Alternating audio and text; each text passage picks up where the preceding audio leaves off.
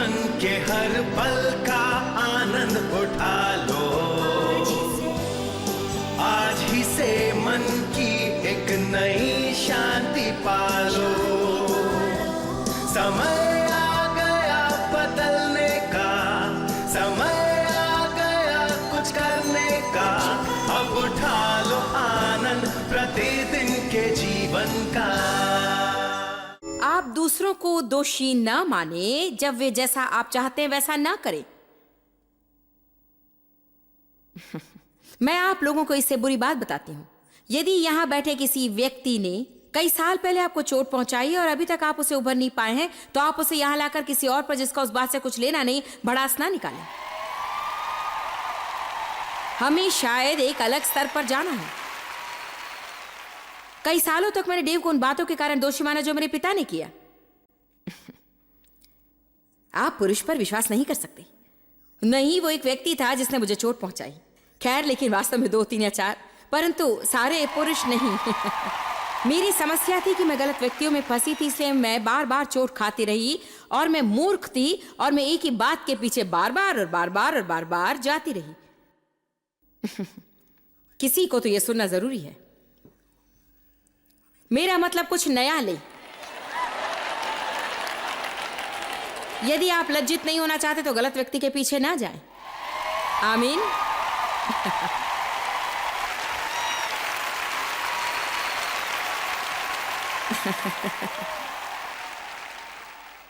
वाह, आज एक सामर्थ्य लोगों का समूह है।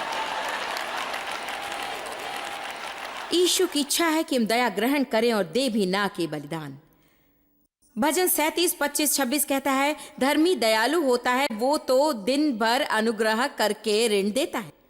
इसलिए ये तो इसी चुनना है, उसे चुनने वाली घटना नहीं है कि तुम मेरे लिए अच्छे रहे इसलिए मैं तुम्हें माफ करता हूं, परंतु नहीं, धर्मी दिन भर दयालु बना रहता है। वो दयालु है सब्जी की दुकान पर, दयालु है ट्रैफिक में। डेव,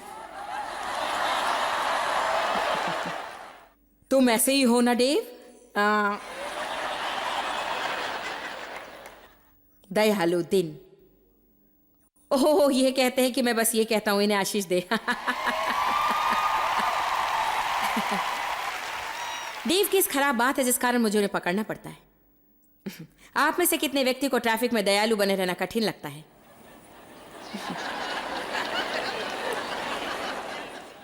कितनी बहनों को ट्रैफिक में दयालु रहना कठिन लगता है? जानते हैं मुझे क्या अच्छा नहीं लगता? जब कोई डेव के सामने आकर मूर्खता से व्यवहार करे तो वे कहते हैं कि ये कोई स्त्री होगी।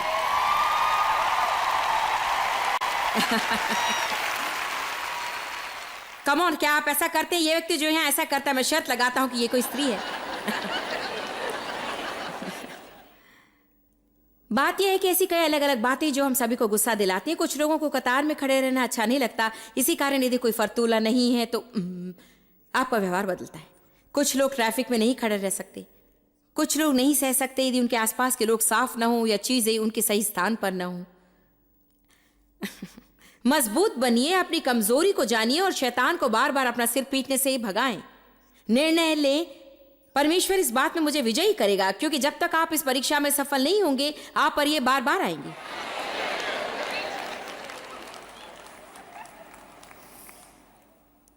आपकी अपेक्षाएं क्या हैं? कुछ क्षण के लिए हम अपनी अपेक्षाओं के बारे में सोचें। हम लोगों के कारण नहीं, वरन ये हमारी अपेक्षाएं हैं जिनके कारण हम खिसियाते हैं। लोगों से ये अपेक्षा ना करें कि वे सिद्धे और आपको खुश करें और आपको चीज उसी समय दे जब आपको चाहिए। आप शायद कहें, नहीं मैं ऐसा नहीं, मैं शर्त लगा सकती हूं कि आप में से बहुत हैं। ठीक, हम उदास हो जाते हैं बहुत बार हमारी अवास्तविक अपेक्षाओं के कारण। मैं हाल ही में एक डॉक्टर से बात कर रही थी जिसने एक सूची तैयार करी है। गलत विचारधारा जो लोगों की होती है, जो उनके जीवन में समस्याएं लाती हैं। और हम बातें कर रहे थे उस पुस्तक के विषय जो उन्होंने लिखी, और वे कहते हैं मुझे आपसे कुछ प्रश्न पूछने दें। हम बात कर रहे थे कि कैसे तनाव को अपने जीवन से बाहर निकालें। उन्होंने कहा, क्या आप लोगों से अपेक्षा करते हैं कि वे सही कार्य करें? मैंने कहा हाँ।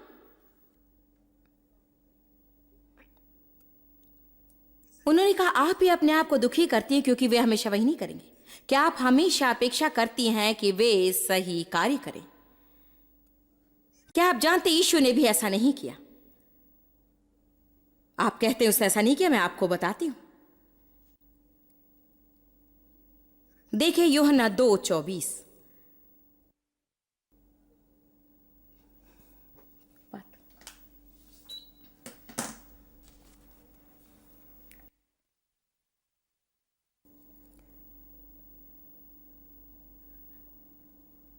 यूहन्ना 2:24। परंतु यीशु ने अपने आप को उन्हें नहीं सौंपा। वो अपने शिष्यों के विषय कह रहा है, क्योंकि वो सब मनुष्य को जानता है। उसे किसी गवाह की या सबूत की जरूरत नहीं थी। मनुष्य के लिए उसे सबूत की जरूरत नहीं थी, क्योंकि वो खुद मनुष्य स्वभाव को जानता था। वो मनुष्य का हृदय पढ़ सकता था। क्या आप जानते हैं क्यों यीशु वहां से चला नहीं गया जब चेलों ने वो व्यवहार किया? जब उन्होंने इस बात पर बहस करी कि उनमें से बड़ा कौन है, वे सो गए जब यीशु चाहता था कि वे प्रार्थना करें सिर्फ 1 घंटा। क्या आप मेरे साथ सिर्फ 1 घंटा प्रार्थना करेंगे? मेरे जीवन का सबसे बुरा साथ है, मेरे साथ प्रार्थना करेंगे 1 घंटा।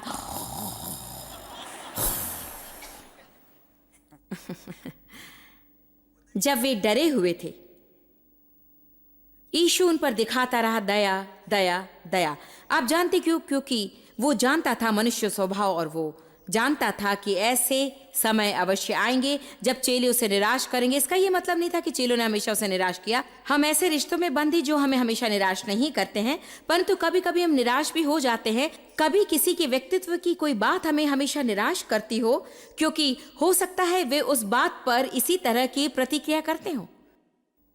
इस कारण कई लोग उस एक गलत बात के कारण संबंध तोड़ देते हैं, परंतु जबकि उनमें 9 अच्छी बातें हैं, परंतु वे इसके गलत बात को पकड़े रहते हैं। आमीन। बाइबल कहती थी तुम दया बो तो तुम्हें दया मिलेगी। जिस नाप से तुम दया करोगे उसी नाप से तुम्हें दया मिलेगी। मैं आपके बारे में नहीं जानती, परंतु मुझे बहुत दया चाहिए। आमीन। मुझे दया चाहिए अपने पति से, मुझे चाहिए अपने बच्चों से, मुझे दया चाहिए अपने मित्रों से, दया चाहिए परमेश्वर से। हमें हर समय दया की अधिक जरूरत है। यहां यीशु लोगों का सामना कर रहे हैं, परंतु फिर भी वे दयालु हैं। और मैं समझती हूं यह संदेश एक महत्वपूर्ण भाग है, क्योंकि मैं सोचती हूं कभी कभी हम ऐसा सोचते हैं कि दयालु होने का अर्थ है कि जो सब चाहते हैं सब कुछ वैसे ही होने देना। कुछ बातें ऐसी होती हैं जैसे कि हमारे व्यापार में, जिसमें लड़ाई करने की बिल्कुल भी जरूरत नहीं। हमें सामना करना है उन बातों का जो हम दिल में जानते हैं कि परमेश्वर चाहता है कि हम सामना करें, और हमें छोड़ देना है उन बातों को जो परमेश्वर चाहता है कि हम छोड़ दें। Come on now. अधिकांशतः हम क्या करते कि हमें जो लगता है हम उसी का सामना करते हैं। हम इस बात का इंतजार भी नहीं करते कि क्या परमेश्वर ये चाहता भी कि नहीं, और ये भी कि हमारा समय सही है कि नहीं, क्योंकि हमारा समय सही समय है। यीशु ने कहा तुम्हारा समय कभी भी है, परंतु मेरा समय अभी नहीं आया। इसलिए वो परमेश्वर की समय से बाहर नहीं निकला। जब लोगों ने उसे उकसाया कि वो शरीर के अनुसार चले, परंतु उसने परमेश्वर के समय की बाट जोही। लोगों को सामना करने का भी समय है और हर चीज के लिए बात करने का समय है। और ऐसा तब होता है जब आप प्रार्थना करते हैं और मांगते हैं कि प्रभु दिलों को तैयार करे। ऐसा नहीं कि प्रभु की स्तुतियों में आपसे बात करना चाहता हूं। आप बस बैठ जाए, हम इसी वक्त बात करेंगे। देखिए मैं इससे ज्यादा और कुछ नहीं कह रही हूं, और अगर आप सोचे कि मैं जोड़ूंगी तो मैं पेपर होगा।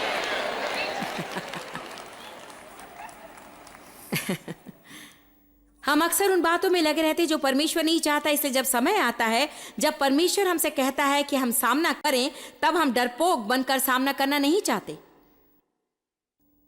हम उन बातों के विषय प्रार्थना करते हैं जिन्हें वो चाहता है कि हम सामना करें, उन बातों का सामना करते हैं जिनके लिए वो चाहता है कि हम प्रार्थना करें। आमीन। आप समझ रहे ना?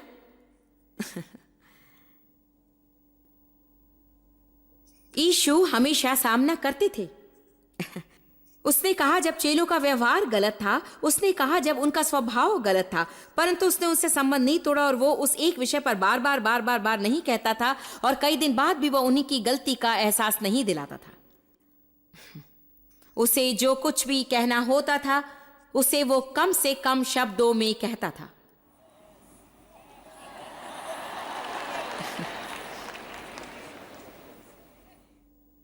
दोबारा सुनना चाहते हैं?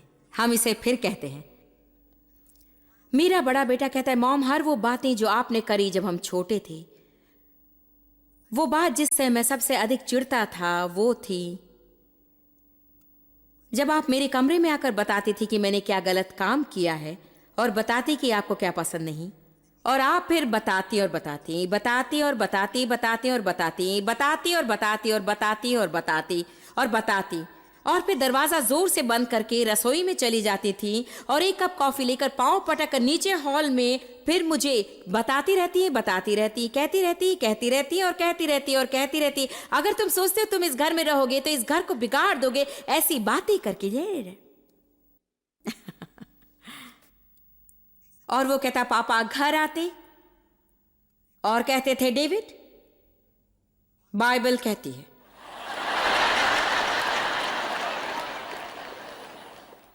यदि तुम ऐसा करोगे तो ऐसा होगा। फिर मिलते हैं।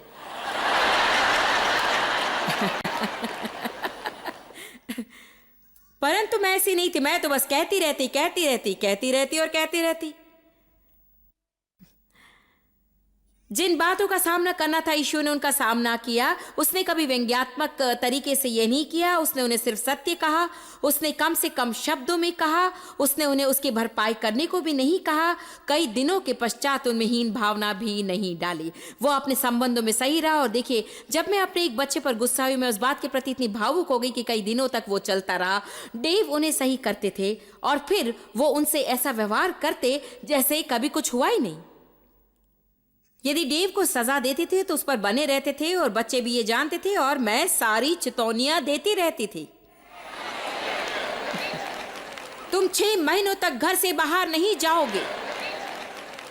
और फिर 2 दिनों के बाद मैं सोचती थी कि ठीक है, हमें ऐसा नहीं करना चाहिए क्योंकि यही मेरे काम आएंगे।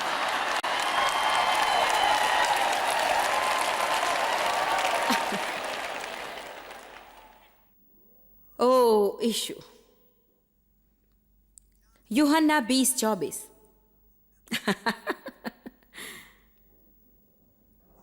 यीशु, मुझे लगता है किसी को छुटकारा मिल रहा है। वहां पर सीधे वहां, आमीन भाई। कितना अद्भुत है ना कि परमेश्वर का वचन हर बात जिनका हम अपने जीवन में सामना करते हैं ढांप लेता है।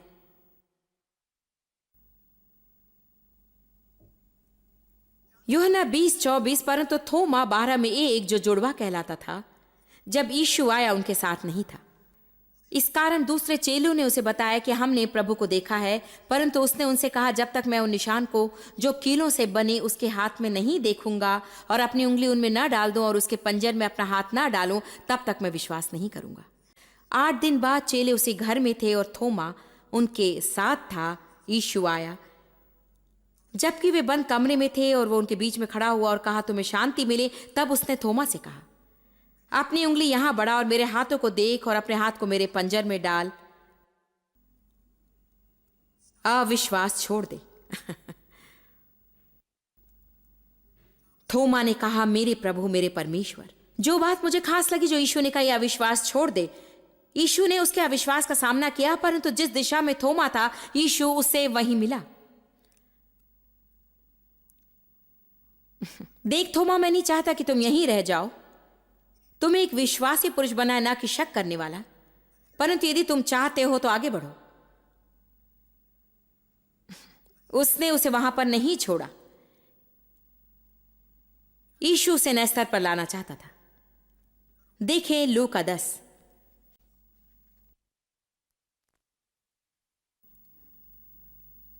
जानते हैं, परमेश्वर मुझे हमेशा सुधारता है।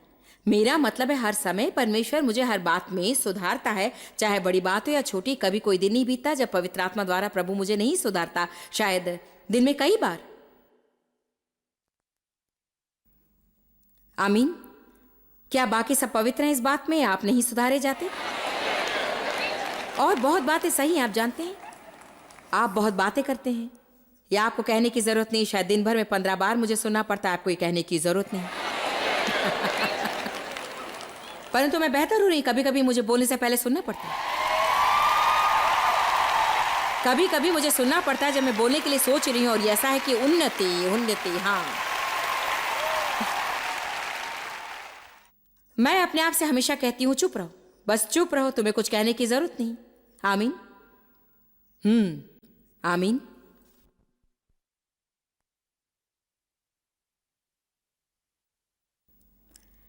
पद 38। जब वे मार्ग ही में थे, ऐसा हुआ कि यीशु गांव में आया और एक स्त्री जिसका नाम मार्था था, उसने उनका अपने घर में स्वागत किया। उसकी बहन का नाम मरियम था, जो प्रभु के पांव के पास बैठकर वचन सुन रही थी। परंतु मार्था बहुत बातों के कारण व्यस्त थी, ज्यादा कार्य के कारण विचलित हो गई और उसने आकर यीशु से कहा, प्रभु, अभी वो एक स्वभाव से आई थी। प्रभु, क्या तुझे इससे कोई फर्क नहीं पड़ता कि मेरी बहन ने सारा कार्य मुझ पर डाल दिया है? उससे कह के उठकर मेरी सहायता करे, मेरा हाथ बटाए और अपना कार्य करे। क्या आपने कभी देखा है कि जब आप कार्य कर रहे हैं और दूसरा मजे कर रहा हो, आप नहीं चाहेंगे कि दूसरा मजे करे, आप चाहेंगे कि वे भी काम करें? क्या कोई ऐसा है? ये ऐसा है। क्या तुम उठकर कुछ काम नहीं कर सकते? क्या तुम घर बैठकर सिर्फ टीवी देखते रहोगे?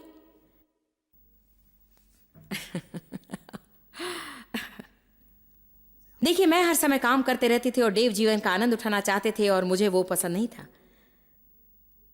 वो बच्चों के साथ खेलते, वे अपने बालों में रोलर लगाकर ऊपर नीचे कूदते थे और मैं रसोई में सारे बिलों के साथ, कैलकुलेटर और चेकबुक के साथ, क्योंकि हमारे पास पर्याप्त पैसे नहीं होते थे और मैं एक बात पर गुस्सा करती रहती थी और डेव दूसरे कमरे में आनंद करते रहते थे। बच्चे उनके बालों से खेलते, उनकी पीठ पर ऊपर नीचे खेलते रहे और मैं मार्था की तरह थी। जी प्रभु, क्या तुम उन्हें उठाकर कुछ कार्य नहीं करा सकते?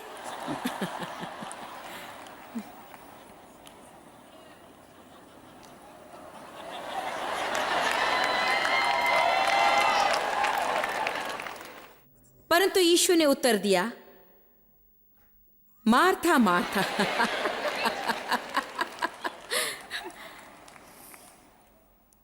और जानते हैं, मैं नहीं जानती यीशु ने किस प्रकार कहा, परंतु अवश्य ऐसे नहीं कहा कि मार्था मार्था।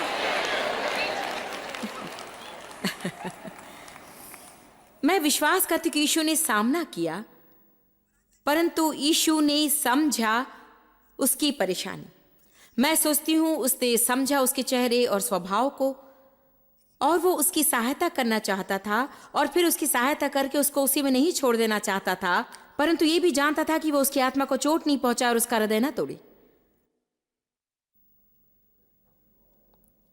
हमें सीखना है कि किस प्रकार जो लोग हमारे अधीनता में हैं, उनसे किस तरह हम परमेश्वरीय ढंग से सामना करें और सिखाए बिना उनकी आत्मा को चोट पहुंचाए। हम दूसरों को सही कर सकते हैं बिना उन्हें तुच्छ समझे।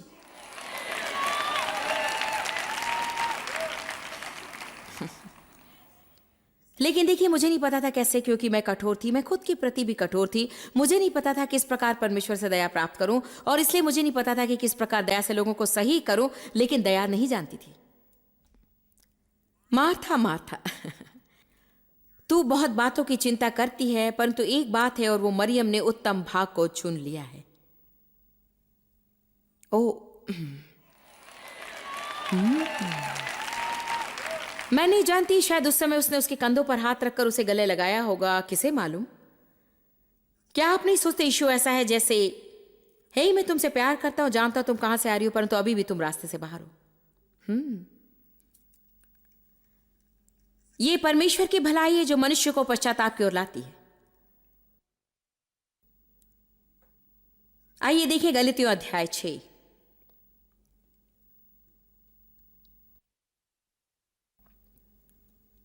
ओ, मुझे प्रचार करने में आनंद आ रहा है।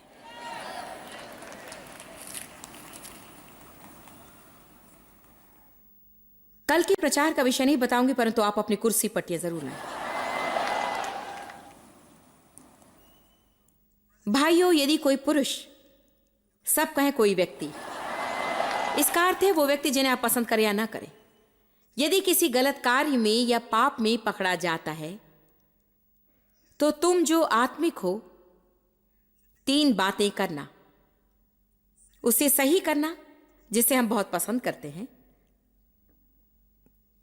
उसे फेर लाना, और मैं जोड़ती हूं उसकी आत्मिक बढ़ोतरी और उन्नति के लिए काम करना, और फिर उसे वो पद देना, उसका सामना करना, उसकी सहायता करना, और फिर उसके साथ पहले से संबंध स्थापित करना जैसे कि कुछ नहीं हुआ। और एक बात उस व्यक्ति को करना है, उन्हें मिलाप की उस क्रिया से होकर जाना है। हमारे मसीह की देह में पिछले सालों में कुछ दुख की बातें हुई जहां कई प्रभु के बड़े दास व्यभिचार के पाप करते पाए गए और उनकी कलीसियाओं में भी उनकी वापसी पर विचार किया गया। यदि वे कुछ वर्षों के लिए मंच पर न आए और परामर्श की कक्षाओं और प्रार्थना समय से होकर गुजरे और पुनः संबंध स्थापित करें, तब जो कलीसिया के बड़े लोग हैं उन्हें उनकी वापसी का निश्चय हो जाए, तब वे उन्हें फिर उनके स्थान पर नियुक्त करेंगे। परंतु वे उस वापसी की क्रिया से नहीं जाना चाहते थे। वे मंच पर अपना स्थान नहीं छोड़ना चाहते थे। इसी कारण वे कुछ समय के लिए चुप नहीं रहना चाहते थे, और ये सही नहीं है। यदि किसी ने कुछ गलत कार्य किया है तो उन्हें सुधरने की उस प्रक्रिया से होकर जाना चाहिए, ताकि ये बात पक्की हो जाए कि अब उनमें कुछ ऐसी बात नहीं जो उन्हें फिर वही गलत कार्य करने के लिए बार बार उकसाए। हमें उन चोट खाए हुओं को मारना नहीं है, और न ही पाप को उन सिर पर थपथपाने देना है या ऐसा बनाए, ओ तुम जानते हो प्रभु की स्तुति हो। यहां पर मेरी एक जिम्मेदारी है, और मैं प्रभु से प्रार्थना करती हूँ कि यदि मुझसे कोई गलती हो जाए तो लोग मुझे बाहर न फेंक दे, परंतु मैं ये भी अपेक्षा नहीं करती कि ऐसी स्थिति में मैं बनी रहूं।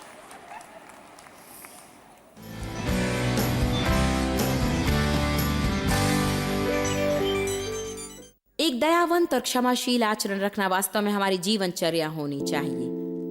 हमें दया में अत्यधिक उदार होना चाहिए और क्षमा में भी उदार होना चाहिए। बाइबल कहती है कि अगर हम दया बोएंगे तो दया की कटनी काटेंगे। मैं जानती हूँ मेरे जीवन में कई बार ऐसा समय आया जब मुझे परमेश्वर और दूसरे लोगों से क्षमा की जरूरत थी मेरी गलतियों के लिए।